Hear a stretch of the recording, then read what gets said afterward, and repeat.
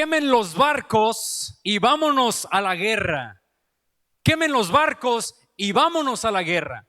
Esta frase se asocia a Alejandro Magno, pero más que otra cosa se asocia a Hernán Cortés. Y se dice que Hernán Cortés, cuando estuvo en las costas de Veracruz, traía su ejército, pero una parte del ejército que traía era fiel al gobernador de Cuba. Entonces él dijo: no, estos en cualquier momento pueden desertar de su objetivo. Entonces lo que dijo fue: quemen los barcos y vámonos a la guerra. Lo que está queriendo decir esta frase, mis amados hermanos, es que seamos personas comprometidas con la labor que nosotros tenemos.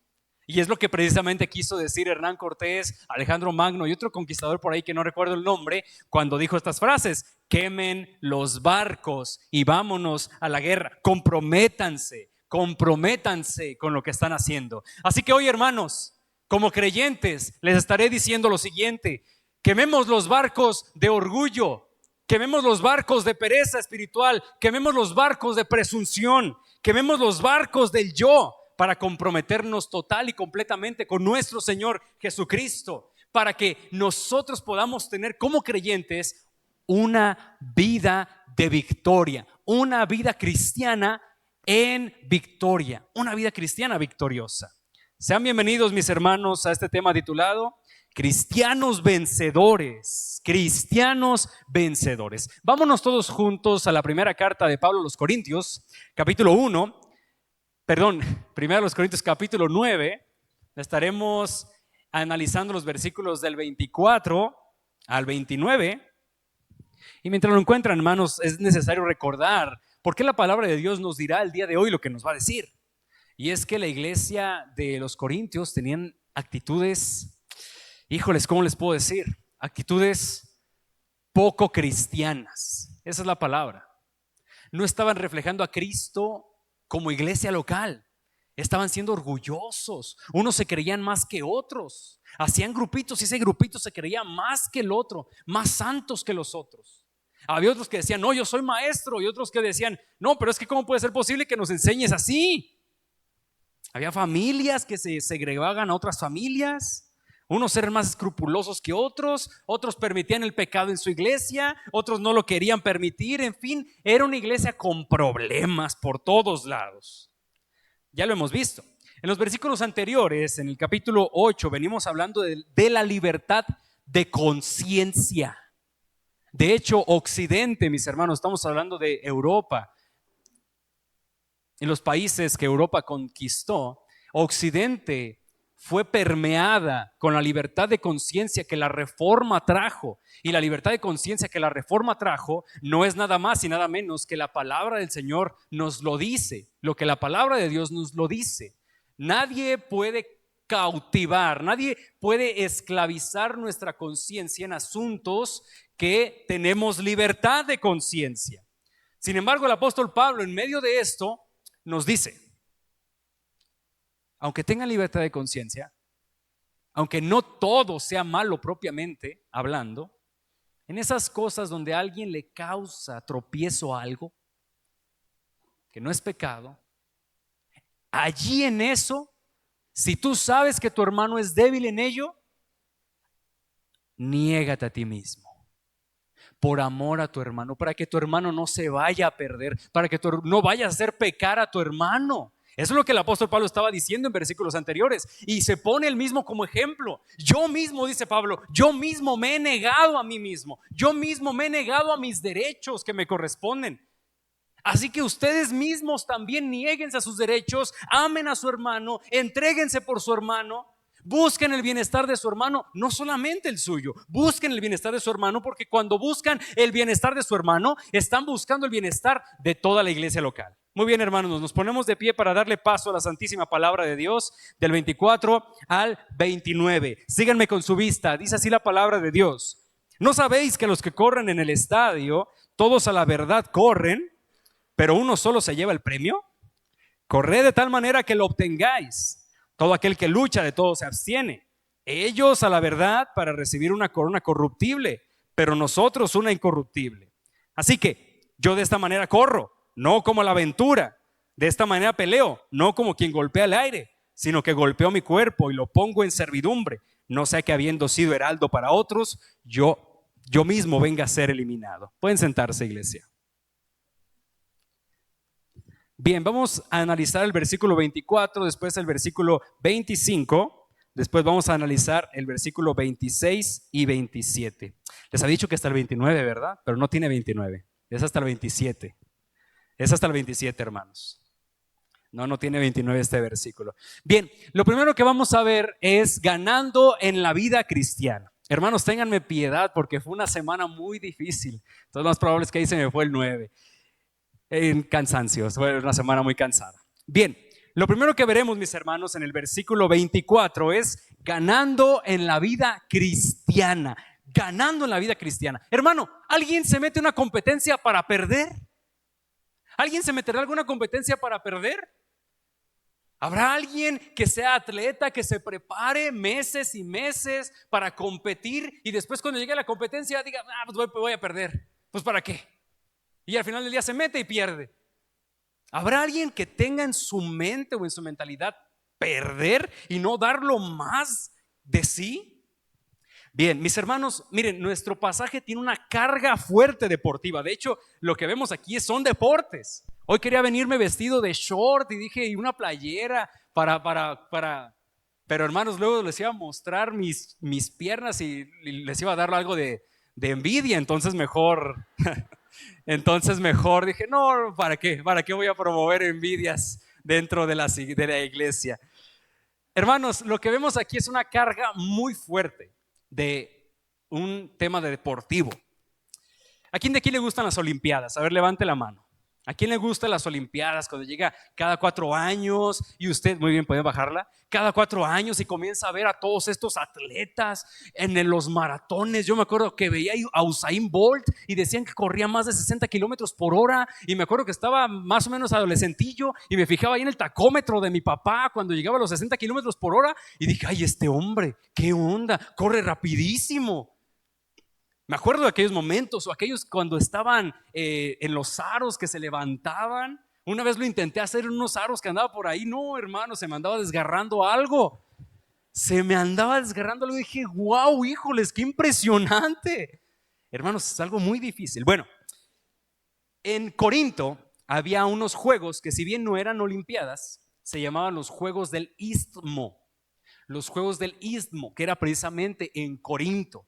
Ahí en Corinto se hacían estos juegos cada 2 años, no era cada 4 como las Olimpiadas, eran cada 2 años. Allí, en estos juegos del Istmo, había carreras de atletismo, pues, donde tenían que correr.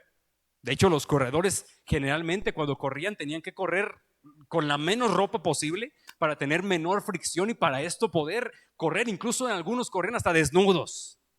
Había lanzamientos de disco, ya sabe usted, agarraban y daban un montón de vueltas y lanzaban el disco. Había box, por cierto, de hecho Pablo va a hacer una alusión al box.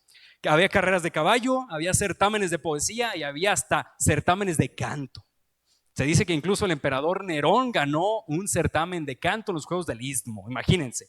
Bueno, a estas celebraciones llegaban delegados de Grecia y eran muy famosas. Por lo tanto, llegaban muchas personas a Corinto.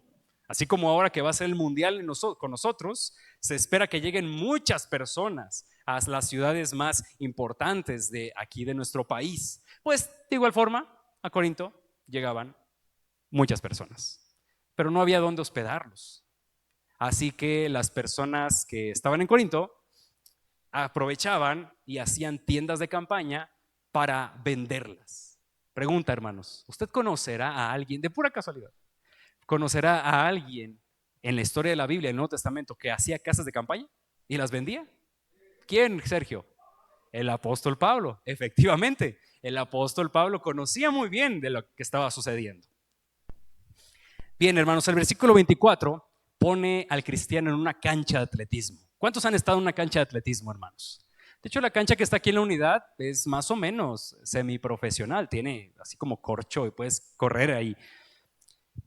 El apóstol nos pone en una cancha de atletismo y Pablo es claro en la indicación: corran de tal forma que lo obtengan, dice Pablo. Corran de tal forma que obtengan el premio. ¿Y cuál era el premio? Bueno, en las carreras del Istmo, en estos juegos que hacían, les ponían una corona de apio. Así de apio en la parte de la cabeza. ¿Era una corona de apio o era una corona de hojas de pino? Y para eso competían. Obviamente venía con ello el honor, que era por haber quedado en primer lugar. Claro está. Entonces uno se pregunta, a ver, Pablo, tú nos dices a nosotros como cristianos, me dices a mí como creyente que estoy en una cancha de atletismo y que tengo que correr para obtener el premio, dice aquí. Corre para obtener el premio. O sea, vamos a entrar a esta cancha con la mentalidad de ganar. Ese es el punto, con la mentalidad de ganar. Pero ¿cuál es entonces el premio? ¿Por qué yo voy a tener esta mentalidad de ganar? Bueno, hermanos, de acuerdo con el contexto, usted debe de saber que si bien aquella persona que cree en Cristo es salva de una vez y para siempre, y nadie va a poder quitar a esa persona de las manos de Dios. No hay ni persecución, ni tribulación, ni angustia, ni hambres, ni ángeles, ni principados, ni potestades. Nada te va a poder separar del amor de Dios si tú crees en Cristo Jesús. Si tú te arrepentiste de tus pecados, si tú estás en el Señor, no hay condenación para ti, dice la palabra. Bien, eso es por una parte. Pero también dice la palabra que aquellos que ya están en Cristo y comienzan a trabajar para el Señor recibirán recompensas aquí en la tierra y allá en el cielo. Recompensas. Y uno se pregunta, ay caray, ¿cómo es eso, pastor? De hecho, la misma parábola de los talentos lo deja bien claro, hermanos, lo que estuvimos viendo el día de ayer con los niños. Y uno dice, ay caray, ¿cómo es eso? ¿Cómo es esto entonces? Bien, hermanos, miren, para quienes están obrando y sirviendo al Señor en esta vida, vamos a ver recompensas. ¿Cómo es eso, pastor? Sí. ¿Saben cuál es mi recompensa y cuál es la recompensa de Pablo? De hecho, Pablo lo dice. La recompensa de Pablo es ver tu vida transformada. Hermanos, para nosotros que invertimos tiempo, bastante tiempo, en discipular, en predicar, en enseñar, ver las vidas transformadas de ustedes es la mayor paga que nosotros podemos tener. Y esa es una recompensa que el Señor nos da en esta vida. Pero en la vida eterna también habrá recompensas. Por ejemplo, la palabra de Dios nos habla del reconocimiento de Cristo por el servicio que brindamos. La parábola de los talentos y las minas lo dice. Bien, buen siervo y fiel. El reconocimiento público del Señor Jesucristo. Bien, buen siervo y fiel. En lo poco has sido fiel, sobre mucho te pondré. Entra en el gozo de tu Señor. Ese es un reconocimiento público. Nadie merecemos esto, pero el Señor a sus siervos que hayan obrado verdaderamente y con corazones que le aman, serán recompensados. Ahora, cuando digo siervos, no me estoy refiriendo a los que predicamos, a los que enseñamos, a los que discipulamos. No, estamos hablando de que si tú viviste una vida cristiana como el Señor te lo pide, estás haciendo lo que el Señor te está pidiendo y recibirás recompensa por ser una buena esposa, ser un buen esposo, ser un buen trabajador en cuanto a ello. El Señor te ha dado habilidades para trabajar, la vas a poner al servicio del Señor, estarás trabajando para tu patrón como si fuera para el Señor mismo y el Señor te dará recompensa por ello. El Señor te dará recompensa por el servicio brindado, te dará honor en el reino de los cielos cuando venga el nuevo cielo y la nueva tierra. Y vemos también otro tipo de recompensas sobre, como por ejemplo, liderazgos o responsabilidades mayores en el reino venidero. Aquellos que obraron con el Señor dignamente y con honorabilidad, hay recompensa. Y Pablo es claro en esto. Pablo te pone dentro del circuito de carreras y te dice, corre de tal forma que obtengas el premio. Corre de tal forma que estés comprometido con eso. En pocas palabras, hermanos, si tú vas a ser cristiano y si tú eres cristiano, el Señor Jesucristo te dice, quema los barcos de tu antigua vida, quema los barcos de orgullo, quema los barcos de envidia, quema los barcos de la borrachera, quema los barcos de las malas amistades, quema los barcos de estar robando, quema los barcos que antes tenías. Y comprométete con el Señor. corre de tal forma que lo obtengan. Hermanos, Pablo no nos está diciendo, fíjense lo que no está diciendo Pablo. Pablo no está diciendo que el hermano Alejandro está en el circuito y yo estoy también en el circuito y tengo que empujar al hermano Alejandro para yo ganar. No está diciendo eso. Tampoco nos está diciendo que ahora él está en el circuito, el hermano Alejandro está en el circuito y yo tengo que ganarles a estos dos para yo ganar el premio. No. El punto de lo que está diciendo aquí Pablo es tu compromiso. Eso es lo que está diciendo. Tu compromiso. Con todas tus fuerzas, con todo tu ser, comprométete con el Señor. Para que tu vida sea una vida cristiana de victoria tras victoria, como dice Pablo en 2 Corintios, de gloria tras gloria. Como cristiano, hermano, tu vida debe de estar marcada por la victoria. Por la victoria.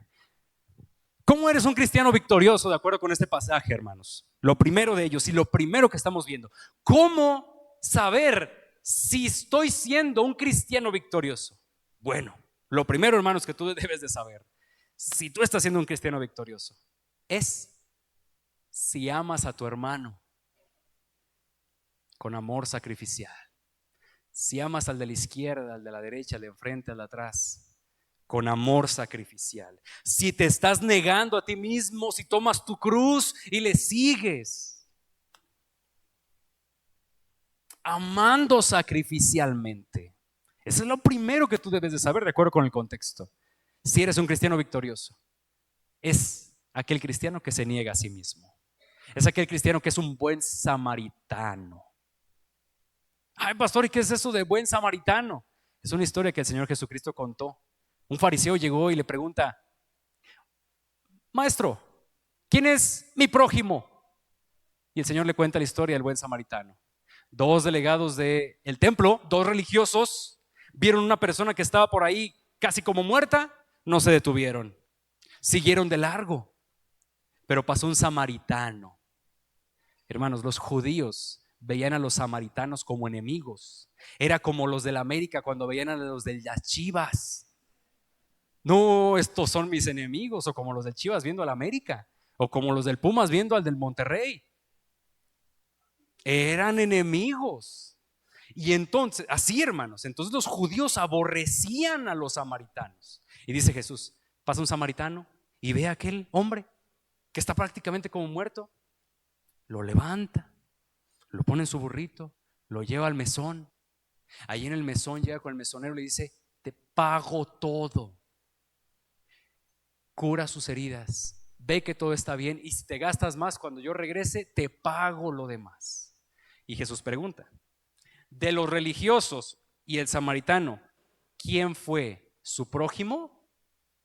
Y aquel hombre, el judío, dice: pues el que lo ayudó.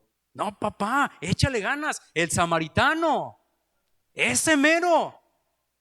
El samaritano, tu enemigo, en pocas palabras. Hermano, lo que quiero decirles con esto es que si tú estás viviendo una vida cristiana en victoria, estás amando a tu hermano, pero también estás amando a tu enemigo o a tu hermano que no te cae del todo bien. Es que, hermanos, amar a quienes nos caen bien es fácil, pero amar a quienes no nos caen bien no es fácil. Y ahí es donde se ve precisamente que eres un cristiano que está caminando en victoria.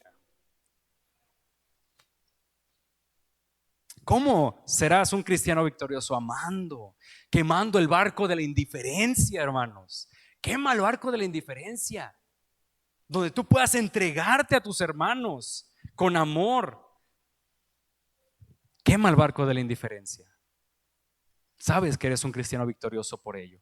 ¿Cómo más sabes que eres un cristiano victorioso? Hermano, teniendo una relación personal con Cristo.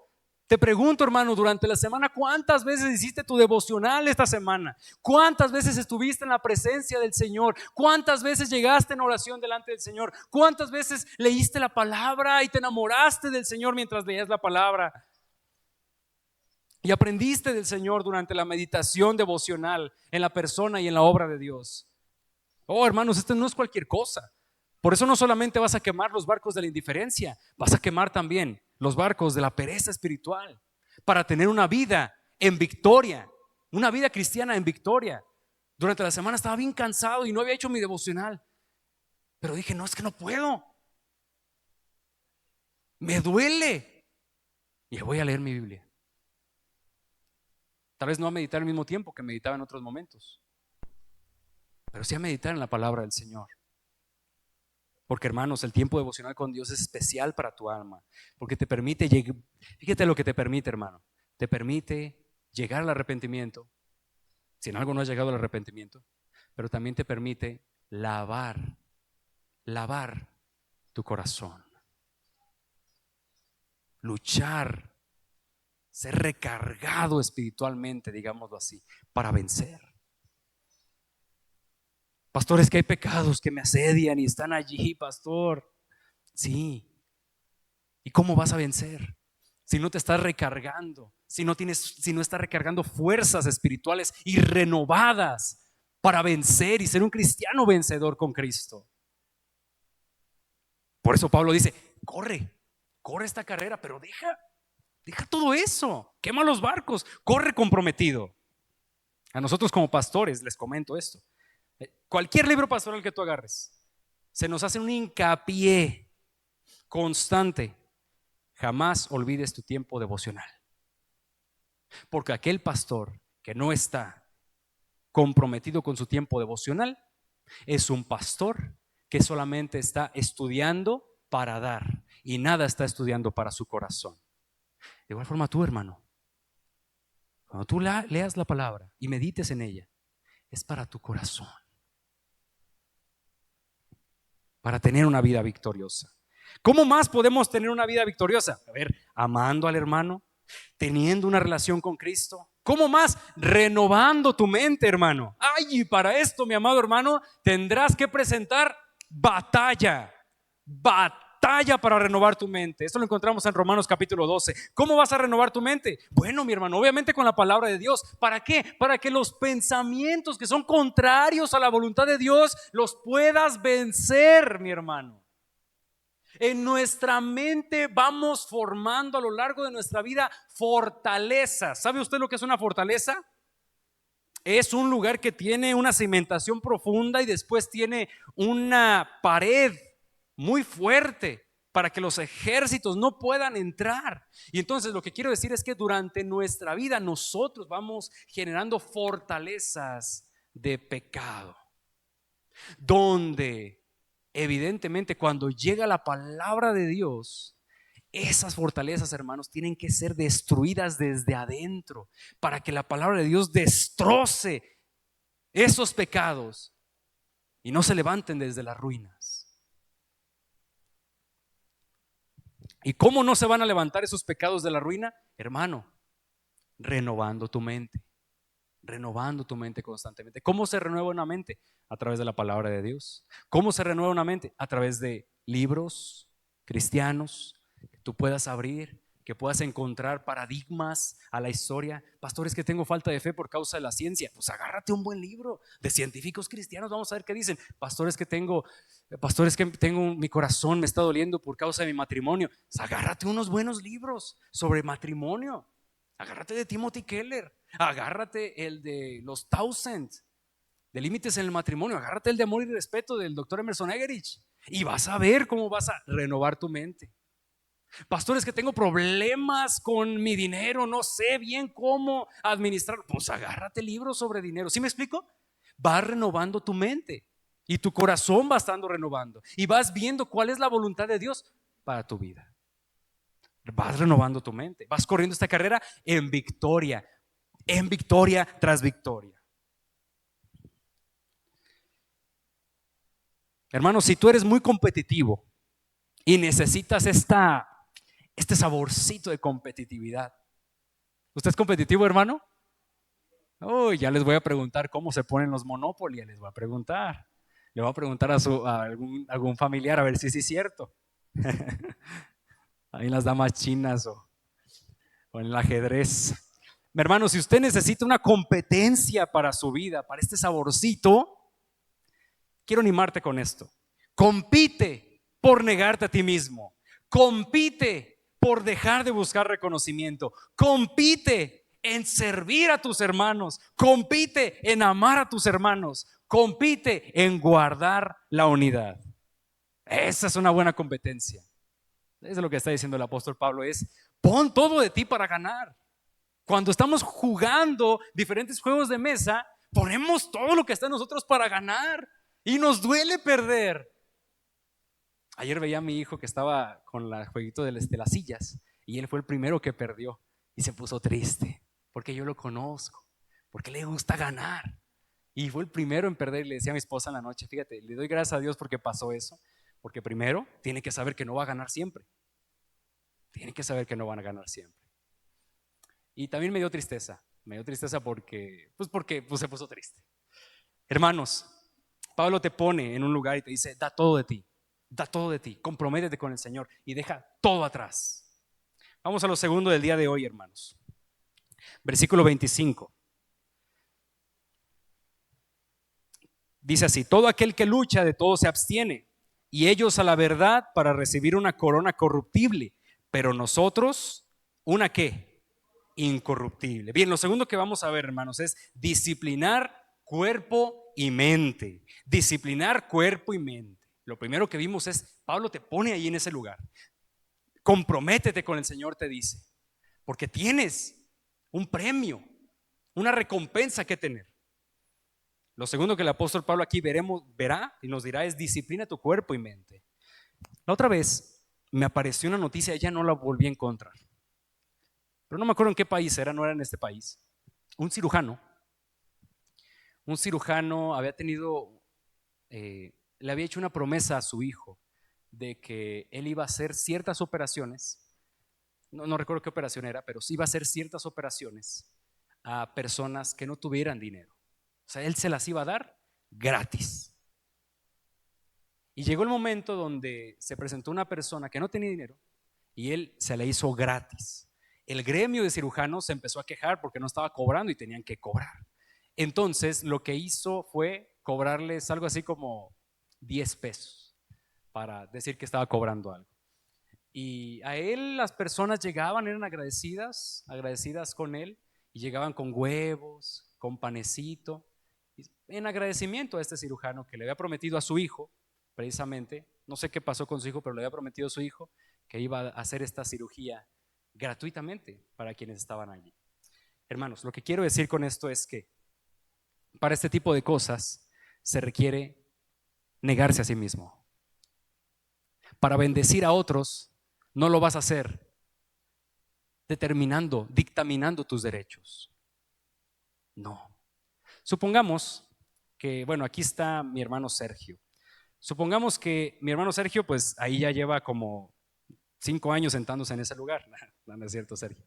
Supongamos que nuestro hermano Sergio se sienta en este lugar, pero un día llega tarde y alguien más se sienta en ese lugar. Entonces, Sergio, con una actitud de pedir sus derechos, llega con la persona que está ahí y le dice, ese es mi lugar. ¿Usted cree, hermano, que esa persona va a ser bendecida? No, claro que no. Caso contrario, voy a ponerte también. Caso contrario, Sergio lleva tiempo sentado en ese lugar.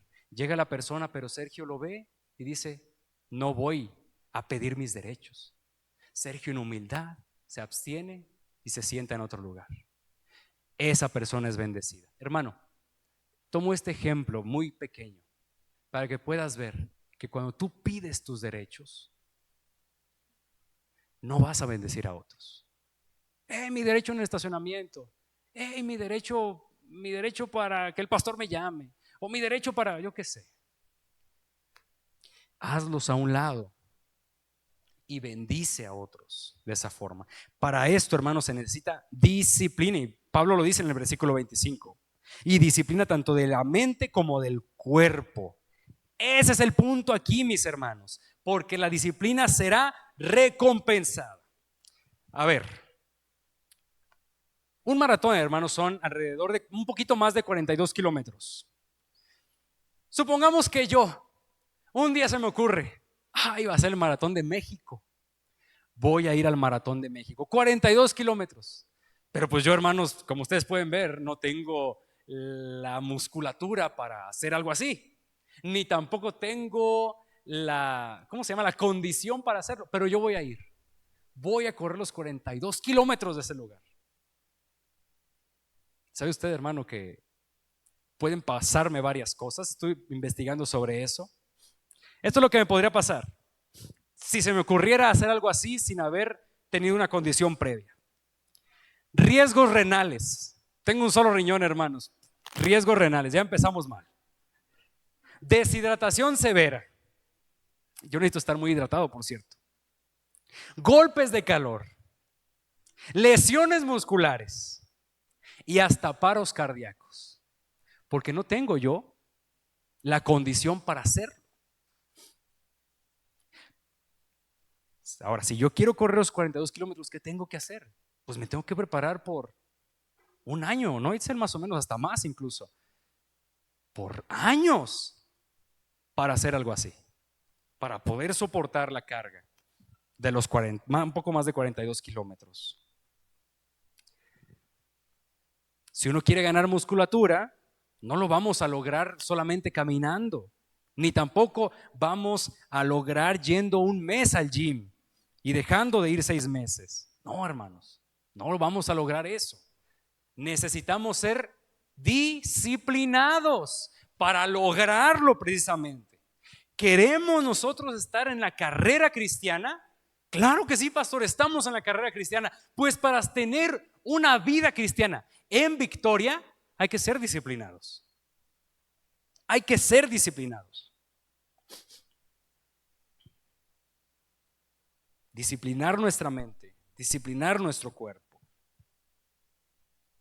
¿Por qué Pablo nos dice todo esto, hermanos? Recuerden que el contexto aquí es la conciencia cristiana. Hay hermanos que tienen debilidades a ciertos temas, que no son propiamente pecado, pero que se pueden convertir pecado en ellos. Y aquí viene la pregunta de Caín, hermanos, para todos nosotros otra vez. ¿Acaso soy guardián de mi hermano?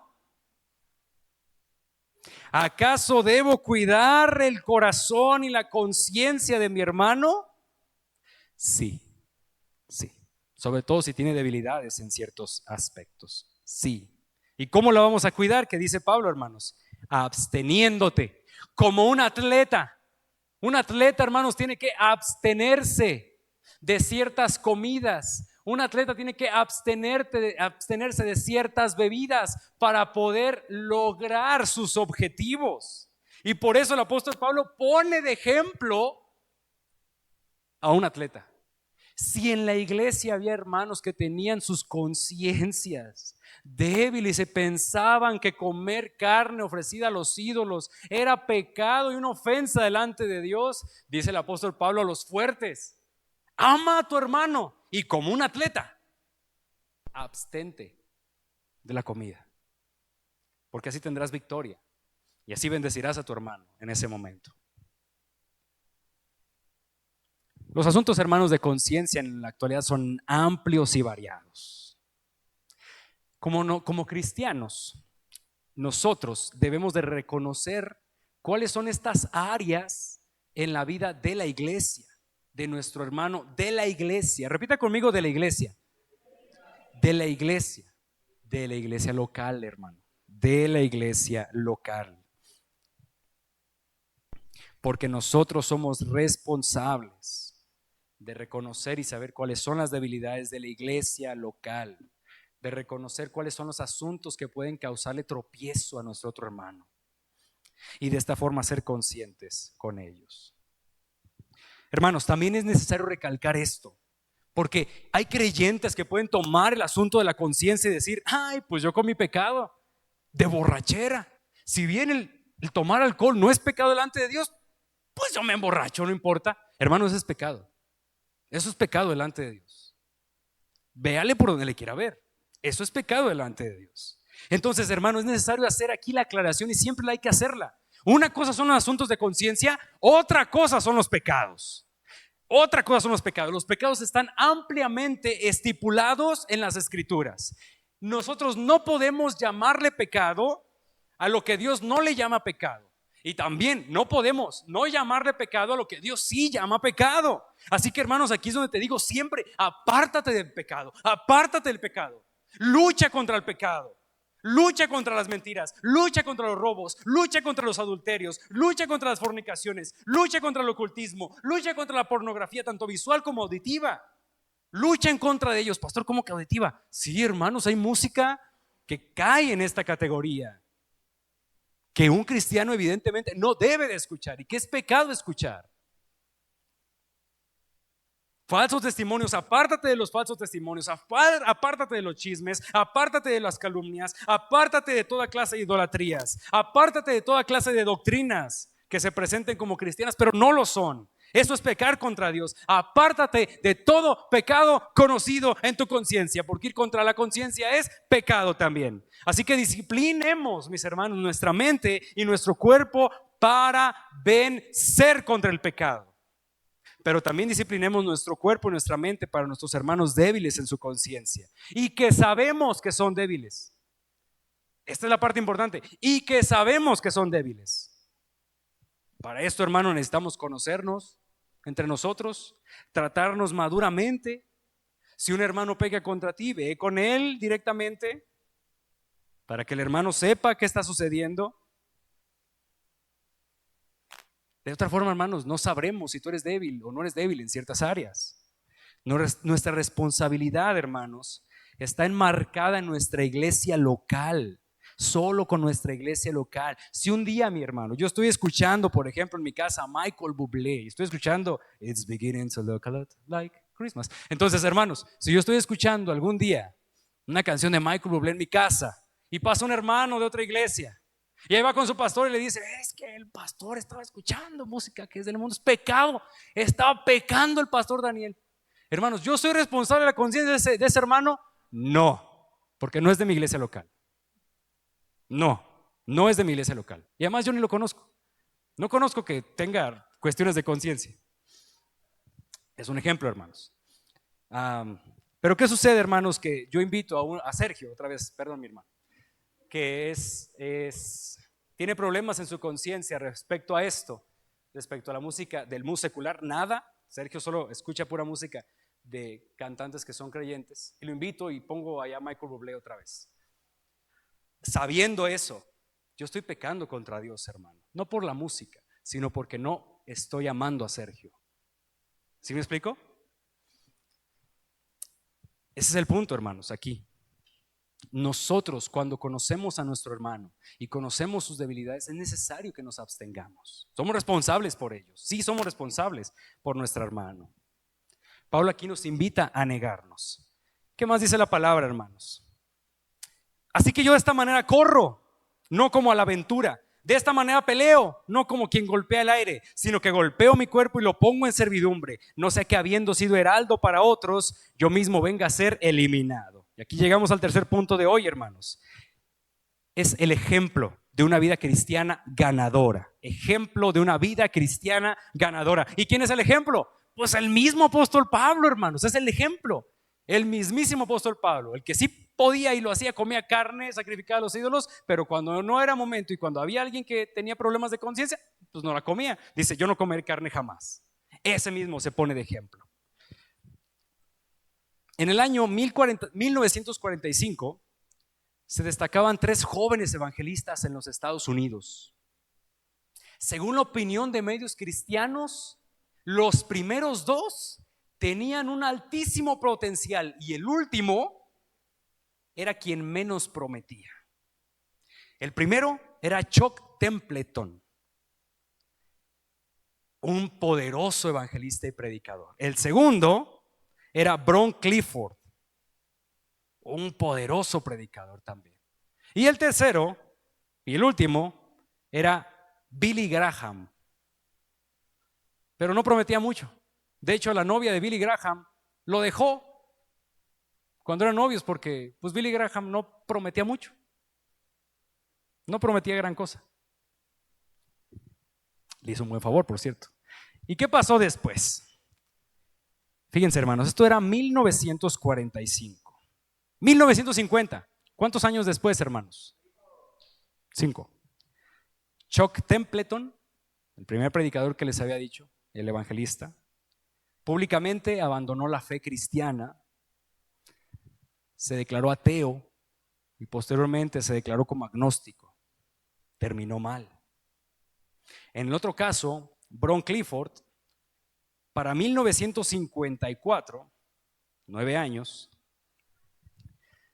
este hombre ya había abandonado a su esposa y había abandonado a sus 2 hijos que tenían síndrome de Down. Este hombre se entregó al alcohol, al vicio, y destruyó su vida por completo. Bron Clifford fue uno de los predicadores más buscados en los Estados Unidos en aquellas décadas. Pero su vida terminó trágicamente. Al final lo encontraron muerto en una habitación de mala calidad a las afueras de Amarillo, Texas. Terminó mal. Y por último tenemos a Billy Graham. Tal vez usted diga, pues ¿quién será Billy Graham? Pero creo que la gran mayoría de nosotros conoce quién es Billy Graham. Un evangelista utilizado por el Señor y al final del día termina bien. Ciertamente, hermanos, lo que sostiene a alguien que es creyente y que es ejemplo para los demás es su relación con Dios. No va a haber más. Es su vida de santidad, es su disciplina, es su meta y objetivo, que es la gloria de Dios. No va a haber otra cosa que sostenga a un siervo del Señor más que esto: su vida de santidad, su relación con Dios, su disciplina y su meta y objetivo, que es a la gloria de Dios. A ti, hermano, y escucha bien lo que te voy a decir, porque esto no solamente es para los predicadores, los que servimos públicamente, también es para ti. Tu vida cristiana victoriosa será victoriosa cuando eres disciplinado, cuando cuidas tu relación, cuando disciplinas tu mente y tu cuerpo para tener una relación personal con el Señor y viva y un fuego con el Señor. Cuando disciplinas tu vida para la santidad y cuando tu meta es la gloria de Dios, no va a haber más. Podrás llegar al final y llegar bien cuando esto suceda en ti, hermano. Pablo se pone como ejemplo de lo que acaba de decir. Él es cristiano y como cristiano tiene un propósito, pero para lograr ese propósito se disciplina a sí mismo. Corre y corre con propósito de la gloria de Dios, y corre con propósito de ser ejemplo para los demás, y corre con propósito de amar a las personas, y corre con propósito de predicar el evangelio, y corre con propósito de tener recompensas en la vida venidera. Dice Pablo que también él pelea, y aquí les decía que era un sesgo, ¿no? Una alusión al box de aquellos momentos. Tenía un nombre muy, no recuerdo cómo se llamaba ese nombre, pero era el box de aquellos momentos. Y dice, peleo. Imagínense un boxeador, hermanos, peleando contra el viento. Uy, el viento me va a ganar. No, pues no, ¿verdad? Evidentemente no. Peleo, pero no contra el viento, sino que tengo fijo una meta. Dice, disciplino mi cuerpo. No significa aquí en el pasaje, hermanos, que el apóstol se flagele o se golpee literalmente en su propio cuerpo. No, significa que está disciplinando su propio cuerpo. Como un atleta se disciplina para las comidas y para el ejercicio. Disciplino mi cuerpo, me abstengo de cosas para ganar a más personas para Cristo. Y de hecho lo dijo, tanto me abstengo como me vuelvo como ellos. Si es judío, me vuelvo judío. Si es griego, me vuelvo griego. Si es débil, me vuelvo débil. Como si es fuerte, me vuelvo fuerte. Yo me disciplino para ganar a mis hermanos en Cristo. Hermano, ¿cómo está tu disciplina en el Señor? Miren, vivimos en países de Occidente donde el cristianismo no representa mayor persecución, o no vivimos en una realidad persecutoria donde por ser cristiano te están persiguiendo. La verdad es que vivimos en un país donde es libre y eres libre de profesar tu fe en Cristo. Y a veces estas libertades generan comodidad en la vida cristiana. Y se hace que los límites se vuelvan más largos. Hermano, vence el pecado. Vence el pecado. Toma todas las directrices que tengas que tomar para mortificar el pecado y no te engañes en medio de eso. Toma todas las directrices para mortificar el pecado, o sea, matarlo. El Señor Jesucristo de hecho lo dijo: si alguien quiere entrar en el reino de los cielos, es mejor que entre cojo, manco y ciego. Si quieres entrar en el reino de los cielos, es mejor que te cortes el pie, que te cortes la mano, que te saques el ojo. Obviamente no lo dice en un término literal, es figurado. O sea, haz todo lo que está en tus manos para alejarte del pecado, apartarte del mal. Haz todo lo que está en tus manos. Tu trabajo es posibilidad para caer en pecado. Vete de su trabajo. Pastor, ¿cómo deja el trabajo? ¿Qué prefieres? ¿Prefieres amar al Señor? ¿Prefieres ser fiel a tu esposo o a tu esposa? ¿Prefieres amar al Señor que tu trabajo? Déjalo. Es muchísimo mejor, dice el Señor, entrar cojo, entrar ciego, entrar manco al reino de los cielos. ¿Cuál es tu problema? La borrachera. Avienta todo, cualquier tipo de alcohol fuera. Pastor, estoy venciendo el alcohol, estoy venciendo la borrachera. Tengo ahí unas cervecitas, tengo ahí unos vinos tintos, tengo ahí unos vodkas ahí mismo en mi casa, pero lo estoy venciendo. No, agarra todo, se aviéntalas a la basura.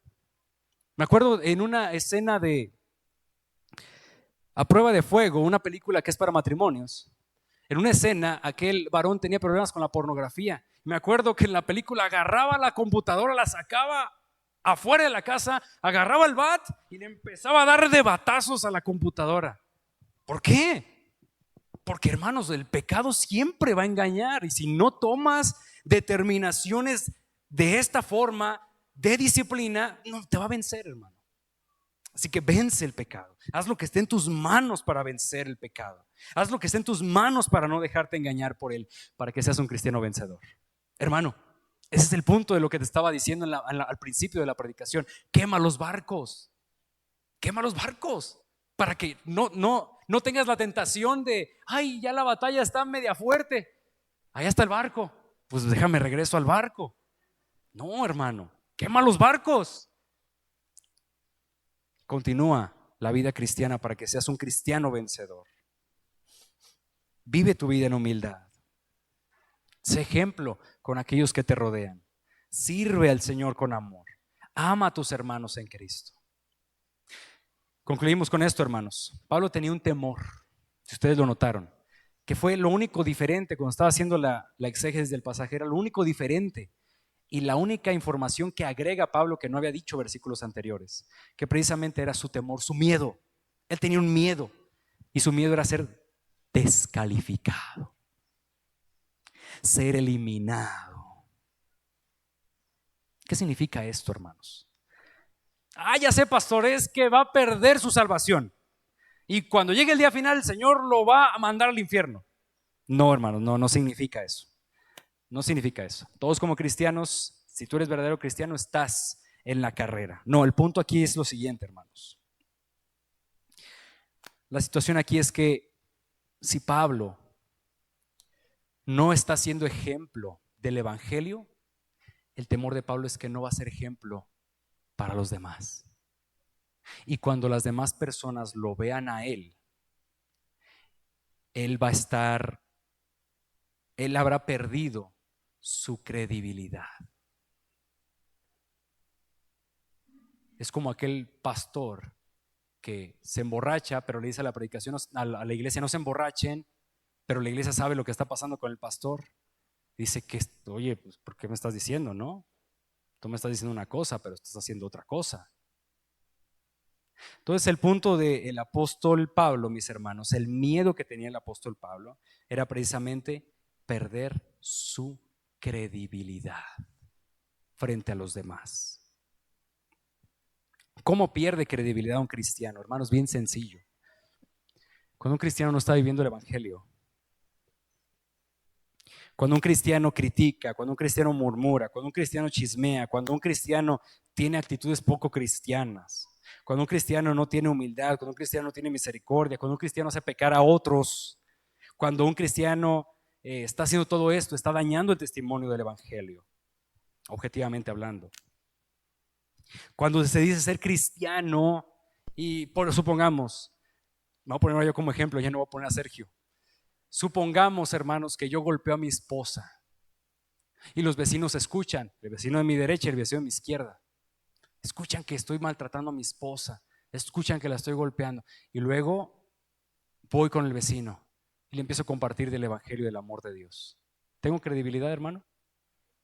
¿Cuándo? ¿Cómo? Imagínense. Ahora, hermanos, también es cierto, y lo dije aquí bien claramente, tiene que ser un análisis objetivo, porque habrá ocasiones donde solamente percibimos y no es una situación de verdad, de fondo. Pero el punto aquí es que Pablo tenía miedo de ser descalificado. Y ese miedo de Pablo ha de ser mi miedo y ha de ser tu miedo de perder credibilidad en donde nosotros nos desenvolvemos y de ser un mal testimonio de Cristo para los demás. Mis hermanos, termino con lo siguiente.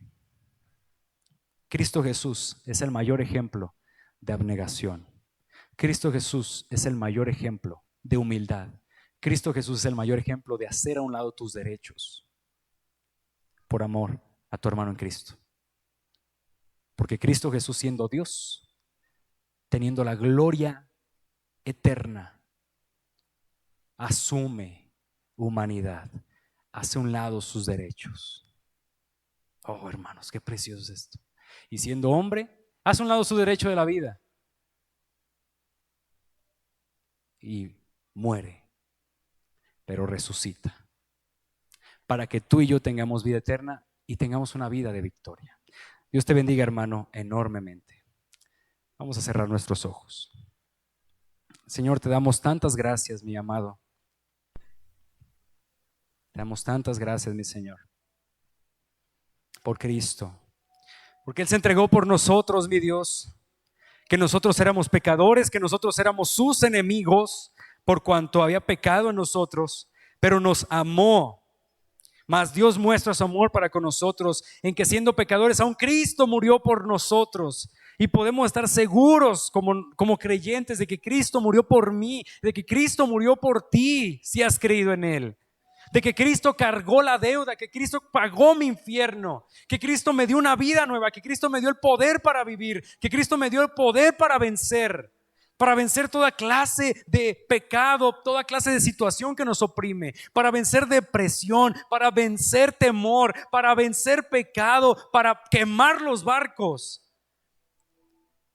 y comprometernos con Él. Señor, te ruego por tu iglesia, mi Padre, para que les sigas bendiciendo, para que los mantengas, mi Señor, comprometidos contigo, comprometidos con la abnegación, disciplinados por ti, con su vista puesta en ti, en Cristo. Gracias te damos, mi Señor. Nos ponemos en tus manos, amado Dios. Bendiga a tu iglesia en el nombre de Jesús. Amén y amén.